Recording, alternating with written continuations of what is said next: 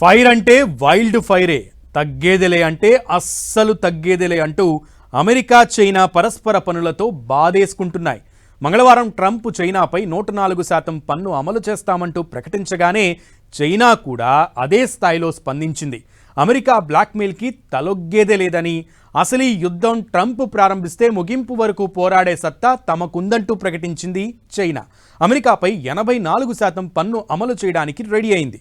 దీంతో ఈ రెండు దేశాలు సుంకాల యుద్ధం ఇప్పుడు ఇతర దేశాలకు పెద్ద శాపంగా మారే ప్రమాదం కనిపిస్తోంది.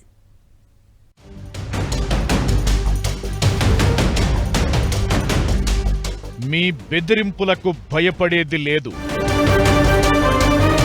టారిఫ్ వార్లో చివరిదాకా పోరాడతామంటూ రిటర్న్ కౌంటర్ ట్యాక్స్ వేసేసిన చైనా. అమెరికా చైనా మధ్య వాణిజ్య యుద్ధం మరింత ముదిరింది. డొనాల్డ్ ట్రంప్ ప్రభుత్వం చైనా వస్తువులపై విధించిన 104% సుంకాలను ఎదుర్కొంటూ బీజింగ్ బుధవారం అమెరికా వస్తువులపై భారీ ప్రతీకార చర్యలు చేపట్టింది. చైనా ప్రభుత్వం అమెరికన్ వస్తువులపై అదనంగా 84% సుంకాలు విధిస్తున్నట్లు ప్రకటించింది.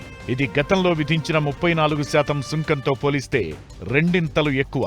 ఈ నిర్ణయం ఏప్రిల్ 10వ తేదీ నుండి అంటే గురువారం నుంచి అమల్లోకి వస్తుందని చైనా ఆర్థిక మంత్రిత్వ శాఖ స్పష్టంగా చెప్పేసింది.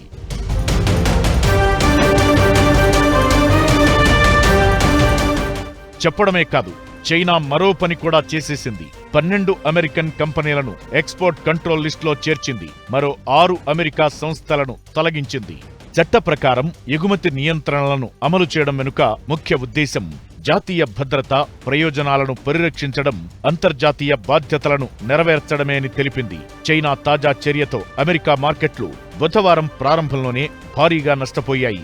అమెరికా అధ్యక్షుడు డొనాల్డ్ ట్రంప్ చైనాపై 104% పన్ను విధానం అమలుకు ఆర్డర్ ఇచ్చిన 24 గంటల్లోపే చైనా ఈ చర్యకు దిగింది.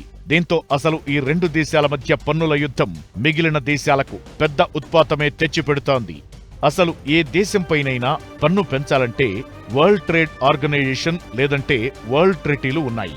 వాటిని పక్కన పెట్టేసి ఇలా ఎడాపెడా పన్నులు, సుంకాలు పెంచుకుంటూ పోతే దీనికి అంతెక్కడంటూ ఆందోళన ప్రారంభమైంది.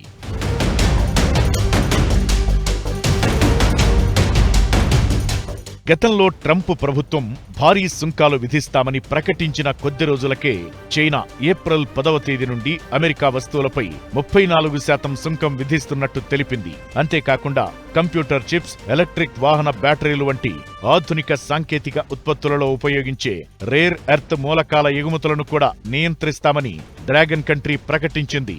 దీంతో ట్రంప్ తమ మాట వినకపోతే మరోసారి పన్నుల శాతం పెంచుతామన్నారు. అలానే పెంచేశారు. అయినా చైనా దాన్ని కేర్ చేయలేదు. అమెరికా బ్లాక్మెయిల్ కి లొంగేది లేదని, అదే సమయంలో తాము ఇలాంటి నిర్ణయాలను తీసుకోవాల్సి వచ్చిందే తప్ప ఇష్టమై కాదంటూ ప్రకటించింది.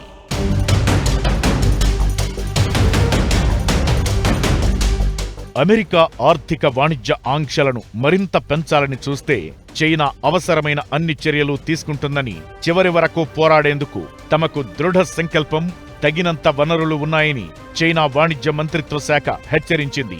చైనా ప్రధానమంత్రి లీ కియాంగ్ జరుగుతున్న పరిణామాలపై స్పందించారు. ట్రంప్ 104% సుంకాలు విధించినప్పటికీ దేశ ఆర్థిక వ్యవస్థపై పడే ప్రతికూల ప్రభావాలను పూర్తిగా తగ్గించేందుకు తమ వద్ద తగిన విధానాలు ఉన్నాయని ధీమా వ్యక్తం చేశారు. అంతేకాకుండా 2025లో చైనా ఆర్థిక వ్యవస్థ వృద్ధిపై ఆయన ఆశాభావం వ్యక్తం చేశారు. ఈ పరిణామాల నేపథ్యంలో అమెరికా చైనా టారిఫ్ వార్ ఎలాంటి పరిణామాలకు దారితీస్తుందో చూడాలి.